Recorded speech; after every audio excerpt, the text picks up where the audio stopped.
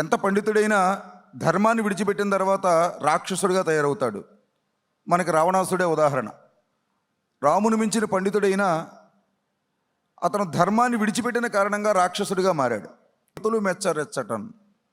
కాబట్టి చదువు అనేది సంస్కారాన్ని ఇచ్చేదిగా ఉండాలి. సంస్కారం లేనప్పుడు ఆ చదువుకి శోభ కలగదు. ఇటువంటి సంస్కారవంతమైన యువత తెలంగాణలో పెరిగిన రోజున ఇది తెలంగాణ అభివృద్ధికి, తెలంగాణ గౌరవానికి కూడా ప్రతీకగా నిలుస్తుంది. భారతీయ కుటుంబ వ్యవస్థ ప్రపంచంలోనే ఒక అద్భుతమైన కుటుంబ వ్యవస్థ. ఇక్కడ తొలిబడి తల్లి నుంచి ప్రారంభించే కుటుంబ వ్యవస్థ. కుటుంబంలో ఉన్న పెద్దలంతా కూడా తన భావి సంతానాన్ని తీర్చిదిద్దడంలో భాగస్వాములు అయి ఉంటారు. ఉమ్మడి కుటుంబాలు, పెద్ద కుటుంబాలు ఉండేవి. ఇప్పుడు రకరకాలైనటువంటి కాల అనుగుణంగా వచ్చిన మార్పుల కారణంగా కుటుంబాలు చిన్నవి కావచ్చు. వాస్తవానికి కుటుంబ వ్యవస్థలో పెద్దలు చిన్నతనం నుంచి సంస్కారాన్ని పిల్లలకు అందించేవారు. మాతృదేవో భవ, పితృదేవో భవ, ఆచార్య దేవో భవ, అతిథి దేవో భవ అంటూ ఏది చేయాలో చిన్నతనంలోనే నిర్దేశం చేసేవారు. దీనికి తల్లి, తండ్రి, తాత, బామ్మ, అమ్మమ్మ, మేనమామలు, పెదనాన్నలు అందరి భాగస్వామ్యం ఉండేది. అందరి మీద పరిశీలన ఉండేది. అందరి ఉన్నతికి అందరూ భాగస్వాములు అయ్యేవారు.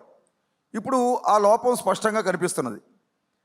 దురదృష్టం ఏంటంటే తల్లిదండ్రుల యొక్క ఆలోచన తీరులో కూడా మార్పు వచ్చింది. తన పిల్లవాడికి ఏం కావాలంటే గుణములు కావాలి. గుణములు అంటే మనం అనుకుంటున్నట్టు క్యారెక్టర్ కాదండి, మార్కులు. 500కి 499 మార్కులు తెచ్చుకున్న బిడ్డని ఆ ఒక్క మార్కు ఎందుకు తెచ్చుకోలేకపోయావని తల్లి అడుగుతుంది. ఇది ప్రోత్సహించడమా, వెనక్కి నెట్టడమా? ఇక్కడ తల్లి ఆలోచించవలసింది 499 మార్కులు వచ్చాయా, అంతకు మించిన సంస్కారం నా పిల్లాడు పొందాడా? సంస్కారవంతమైనటువంటి చదువుకున్నటువంటి పిల్లలు ఇవాళ తల్లిదండ్రులు అనాశరణాలయంలో వదిలేస్తున్నారు. కాబట్టి సంస్కారము లేని చదువు శోభించదు. కాబట్టి అటువంటి తల్లి తను తొలి ఒడి నుంచి నేర్పాలి. ఆ విధంగా అనాదిగా జరుగుతూ వచ్చింది ధర్మంలో. ప్రపంచంలో ఈ దేశ జీవన విధానం ప్రపంచంలో ఎక్కడా చూడం మనం.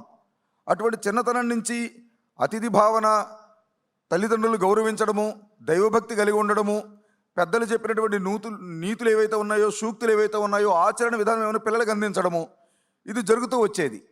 అయితే గతానికి ఇప్పటికీ తేడా ఏమిటని చెప్పంటే, ఈ ధర్మాన్ని ఆచరింపజేయడము, ప్రచారము చేయడము, పరిరక్షించడంలో 4 ప్రధానమైన స్తంభాలు ఉండేవి మన జీవన విధానంలో. అది 1 అర్చకుడు, 2 పురోహితుడు, 3 ఆచార్యుడు, 4 ధర్మాచార్యుడు. వీళ్ళ 4 సంస్కారం నిరంతరం అందిస్తూ ఉండేవారు. ఇప్పుడు ఈ 4 స్తంభాలు కుంటుపడ్డాయి.